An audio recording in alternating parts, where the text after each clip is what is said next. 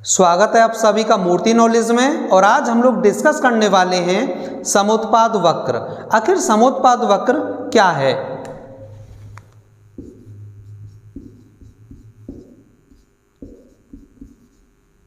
समोत्पाद वक्र, तो समोत्पाद वक्र ठीक उदासीनता वक्र की तरह होता है। जिस प्रकार उदासीनता वक्र दो वस्तुओं के ऐसे विभिन्न संयोगों को प्रदर्शित करता है जिनमें से उपभोक्ता चाहे किसी भी संयोग का चुनाव करे, संतुष्टि उसे समान मात्रा में ही प्राप्त होती है। तो अब जो समोत्पाद वक्र है वो भी ठीक ऐसे ही है, यानी समोत्पाद वक्र उत्पत्ति के दो साधनों के विभिन्न ऐसे संयोगों को प्रदर्शित करता है जिनसे उत्पादक को समान मात्रा में उत्पादन प्राप्त होता है। वो दो साधन श्रम और पूंजी हो सकते हैं। मान लीजिए कि जब उत्पादक को श्रम की इकाइयाँ या मात्रा अधिक लगानी हो तो उसे पूंजी की इकाइयाँ उसे घटानी पड़ेंगी, और जब पूंजी की इकाइयों का प्रयोग एक उत्पादक जब अधिक मात्रा में करता है तो उसे श्रम की इकाइयों को फिर उसे घटाना पड़ेगा ताकि उत्पादन का स्तर समान बना रह सके। तो इस समोत्पाद वक्र को हम एक सारणी और एक चित्र की सहायता से समझते हैं। पहले कॉलम में हम लेंगे संयोग,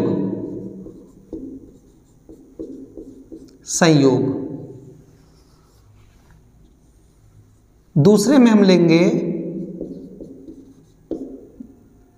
श्रम की इकाइयाँ, तीसरे कॉलम में हम लेंगे पूंजी की इकाइयाँ,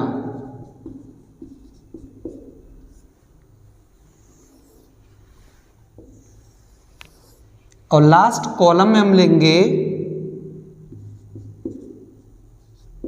गेहूं का उत्पादन कुंतल में।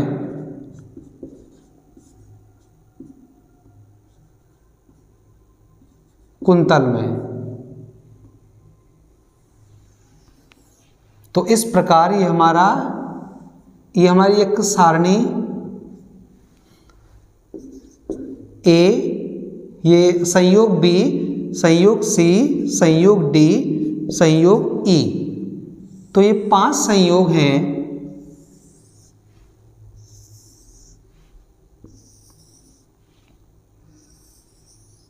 इस तरीके से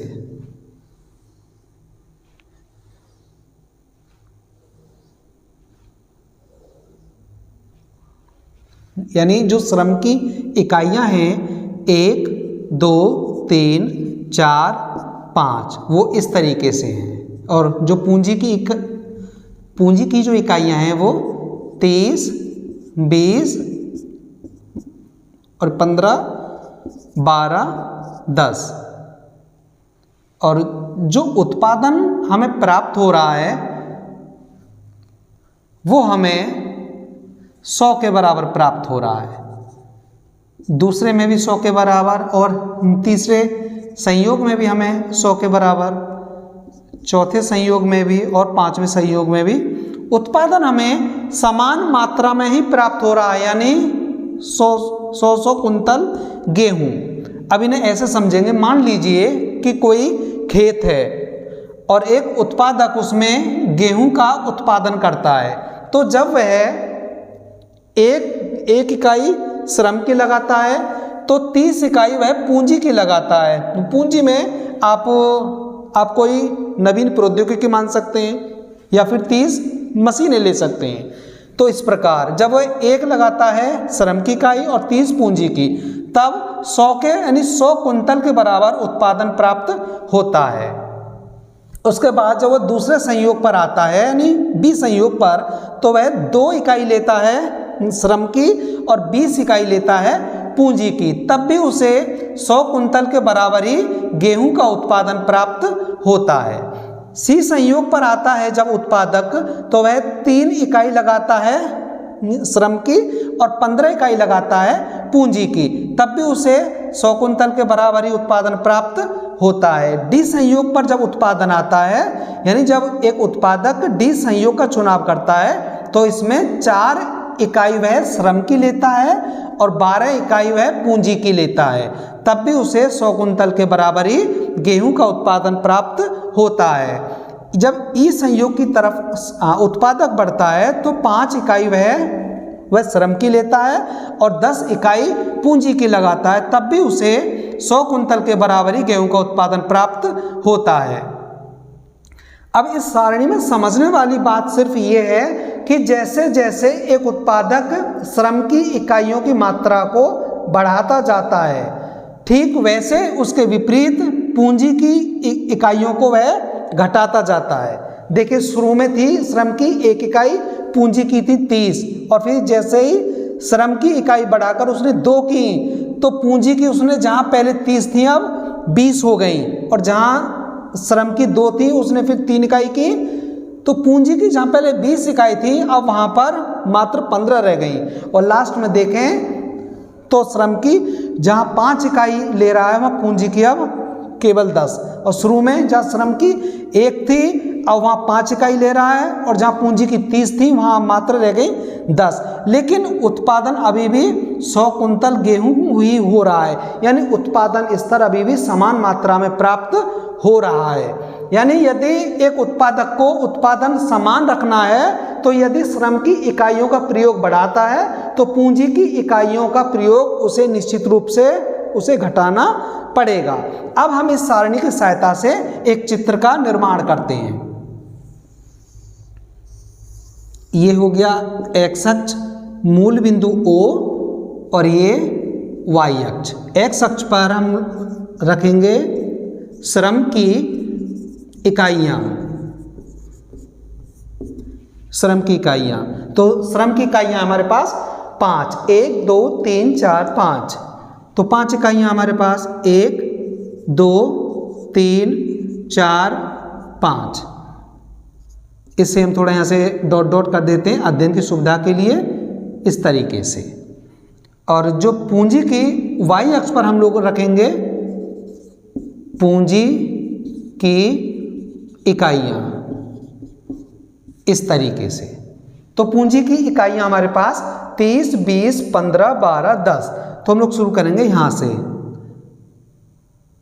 10 12, उसके बाद 15, फिर 20 और फिर 30। ये थोड़ा अध्ययन की सुविधा के लिए हो जाता है, इससे आसानी हो जाती है लाइन खींचने में। तो हम लोग सारणी में देख रहे हैं कि पहले संयोग पर जब श्रम की 1 इकाई लेता है उत्पादक, तो पूंजी की 30 इकाई लेता है। तो पूंजी की इकाई 30 और जो श्रम है उसकी 1 इकाई यहाँ पर। ये हो गया संयोग A।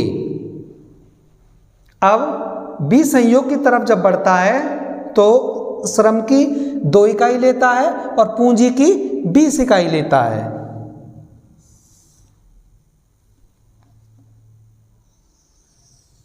इस तरीके से संयोग हो गया B। संयोग C, जब उत्पादक C संयोग की तरफ बढ़ता है तो वह श्रम की 3 इकाई लेता है और पूंजी की 15 इकाई लेता है C संयोग पर। अब जब D संयोग की तरफ उत्पादक बढ़ता है तो वह वहां पर जो श्रम की इकाइयां हैं अब वह 4 इकाइयों का प्रयोग करने लगता है और पूंजी की 12 इकाइयों का प्रयोग करने लगता है। इस तरीके से ये हो गया संयोग D। और जब ई संयोग पर वह श्रम की इकाइयां और बढ़ाकर 5 कर देता है और पूंजी की इकाइयां घटाकर मात्र रह जाती हैं 10। तो पूंजी की इकाइयां हैं 10 और श्रम की 5। ये हो गया संयोग E। अब इन सारे संयोगों को मिलाने वाला एक वक्र खींचेंगे हम। इस तरीके से।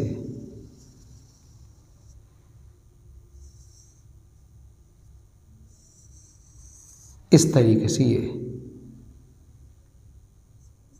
ये इसे बोलेंगे IQ यानी आइसोक्वांट्स। ये हो गया समुत्पाद वक्र। ये सारे संयोगों को मिलाने वाला वक्र जिसे समुत्पाद वक्र कहते हैं यानी आइसोक्वांट्स।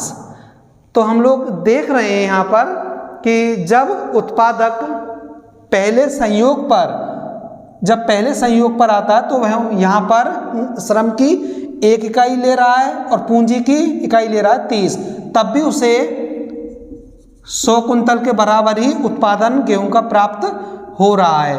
और बी संयोग पर श्रम की 2 इकाई और 20 इकाई पूंजी की ले रहा है, तब भी उसे 100 कुंतल के बराबर ही गेहूं का उत्पादन प्राप्त हो रहा है। तब जब वह सी संयोग की तरफ बढ़ता है तो वहाँ पर वह 3 इकाई लेता है, 3 श्रम और 15 पूंजी की, तब भी उसे 100 कुंतल के बराबर ही उत्पादन प्राप्त हो रहा है।